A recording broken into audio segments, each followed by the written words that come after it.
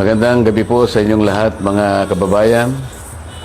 Ngayong araw ay narinig po ninyo ang pagpapahayag at mga deklarasyon at testimonya ng mga dating sundalo na nagpasya na magkatipon-tipon kaninang umaga at natapos kani-kanina lang tungkol sa maanumalyang flood control projects na kinapalooban ng maraming pagdideliver ng napakaraming mali-maletang salapi sa iba't ibang mga tao at opisyalis ng ating bansa.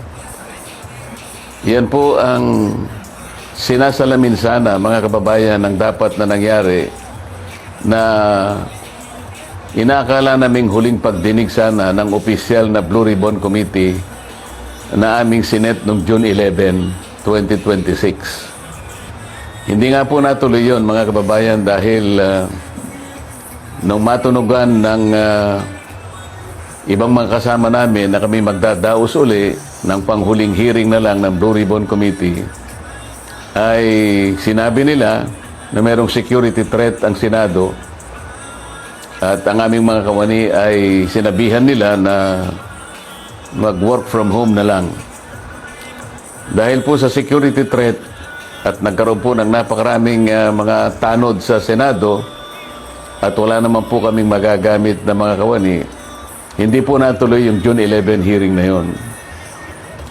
At nang dahil doon ay nagpasya ang mga kumukup-kup dun sa 18 at higit pang mga dating sundalo na maggawa na lang ng pagpapahayag na ginawa nga nila sa araw na ito.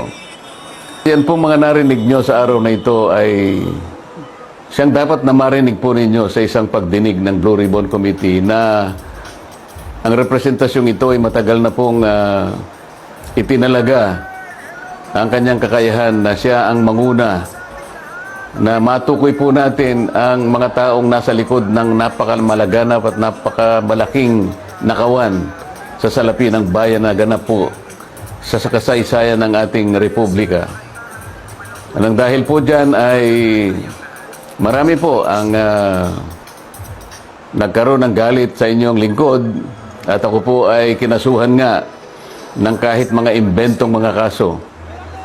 At maaari pong isang araw, hindi po natin alam kung ngayon o bukas, sa makalawa, ay iahain po sa akin ang warrant of arrest upang ako po ay arestuhin upang hindi ko na maipagpatuloy ang aking gustong mangyari na matukoy po natin ang mga may kagagawan ng lahat ng ito at mapanagot natin sila.